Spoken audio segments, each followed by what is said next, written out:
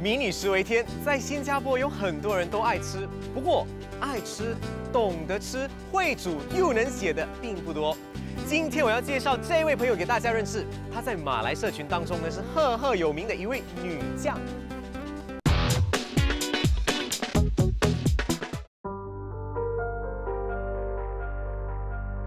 今天我要拜访的是一位巴西利的居民 Rita， 但是我们见面的地点却在马来文化重镇甘榜葛南。Rita 曾经在好几家电视频道担任记者和主播，可说是马来族群家喻户晓的明星。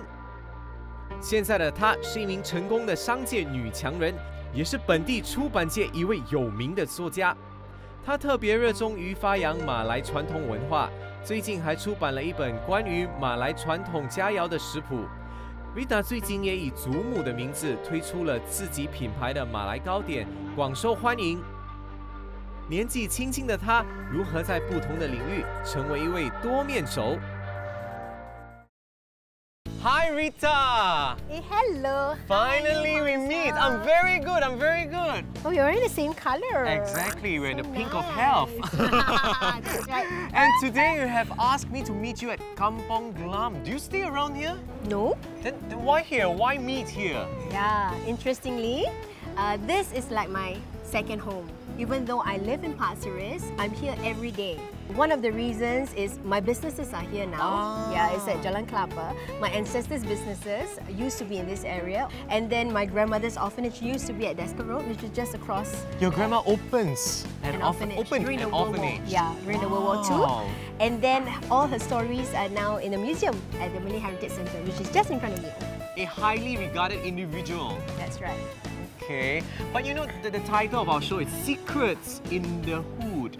So the secret that you're going to share is about your grandmother. That is an open secret. Oops. So what's your secret? Well, I launched a book in memory of her and my late mother. So I mentioned that I'm going to write a second cookbook. People have been asking when. So now I'm actually going to tell you, I'm actually working on it. And you'll be the first one to know the details of the book. I'm going to share it right here in this program. It's going to debut on our show. Yes.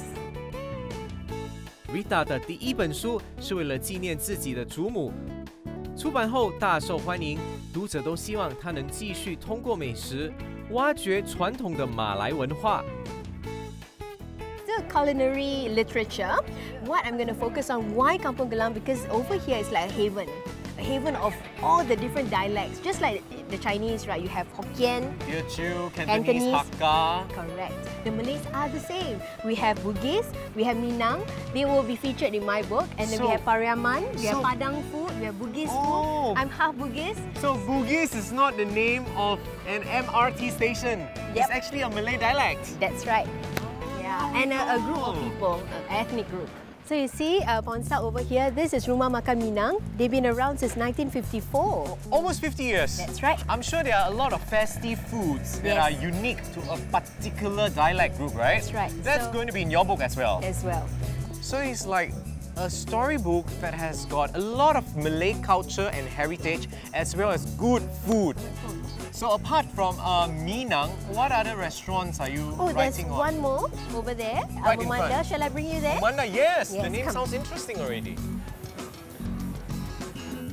Rita 带我们在甘榜葛南穿街走巷，在她的介绍下，我才认识到，原来这里有好多餐馆都有几十年甚至上百年的历史。他们的美食更隐含了马来族群几个世纪的文化精神，以及他们对传统的怀念。So Rita, what is it about the Mamanda cuisine that fascinates you?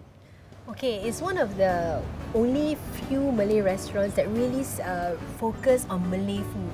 Because all the eateries around here are very dialect-based. So it's either very Minang or Indonesian, Javanese, Boyanese. But this is just typically Malay. They go back to the original, very authentic way of presenting the food. So if you notice, there's one very big tembaga, we call it. Yes. And then, we call it nasi idang, or they serve it like nasi ambeng on certain days. You can only get it right here. I would tell their stories and stories about the palace and its history as part of the preamble to the recipes that you're going to share. You're going to weave them all into a beautiful story. So we'll know more about Minang and Mamanda in your book. 言归正传，谈到 Rita 成功的秘诀，她认为和烹饪离不开关系，因为厨房就是妈妈从小教育她的地方。When we were cooking, a lot of the times I would like to actually experiment from my mother. So when she focused on the cooking aspect, then she said, okay, I need 5 desserts. Then she just threw me into the deep end. I could be 10 years old and I'm just meddling with stuff. So Learn through play. Learn through play. Your mother is an educator. Yeah. 其实通过美食 ，Rita 更贴近马来文化的历史，也让她一层一层的开始了解自己祖母留下的秘密宝藏。Interestingly, when I was growing up, I noticed that around me, all my uncles and aunties, they come from all colours, like United Colours. Nations. Yeah, United Nations. So I asked my dad, how come my uncles and aunties, none of them actually look like you?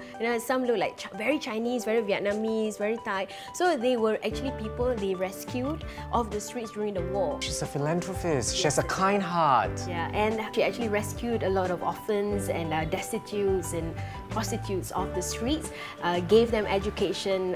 She was one of the first few to propagate that women should go to school. So that's why women today actually can work. 由于祖母很早就过世，父亲为人低调，从来没告诉 Rita 祖母是个伟大的人物。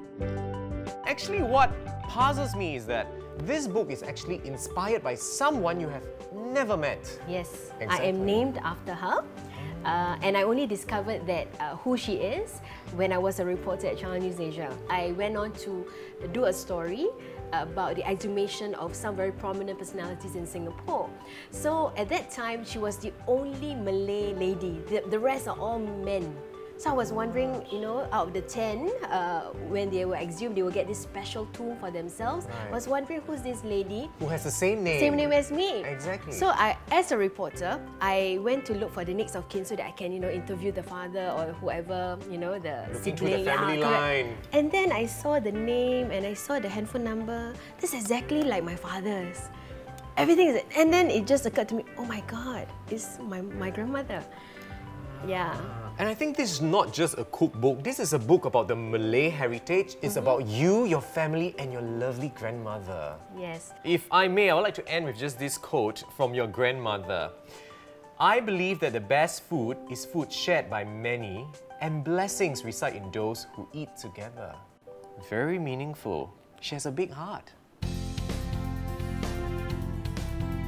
传统糕点给人的印象就是食材很细，功夫繁多，一定要慢工出细货。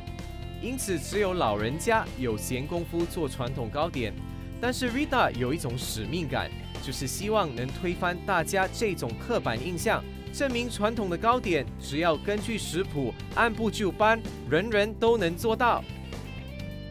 Rita 邀请我这个门外汉，依据他的食谱亲手做糕点，以证明他的信念。And then once I think you're done, you can just remove the glam lacquer. We don't need it anymore.